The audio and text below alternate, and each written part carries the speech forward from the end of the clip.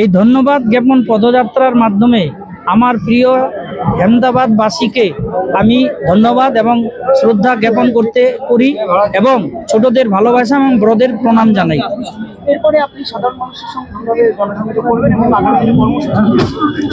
এতদিন যেভাবে আমি বিভিন্ন জায়গায় মণ্ডলে এবং বুথে গিয়ে শক্তি কেন্দ্রতে গিয়ে যেভাবে আমি সাংগঠনিক কাজ করেছি, আমাদের যে ভারতীয় জনতা পার্টির যে সাংগঠনিক যেমন নিয়ম রয়েছে, সেই নিয়ম অনুসারে শৃঙ্খলা অনুসারে আমি আমার বিভিন্ন জায়গায় গিয়ে আমাদের যে কাজ রয়েছে আমাদের আহমেদাবাদ বিধানসভার, সেই কাজ আমরা করব।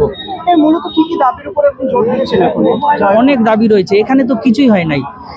এখানে অনেক কিছু রয়েছে, যেমন ভালো স্বাস্থ্য ব্যবস্থার জন্য উন্নত মানের হাসপাতালের দরকার রয়েছে, কলেজের দরকার রয়েছে, অনেক কিছু রয়েছে।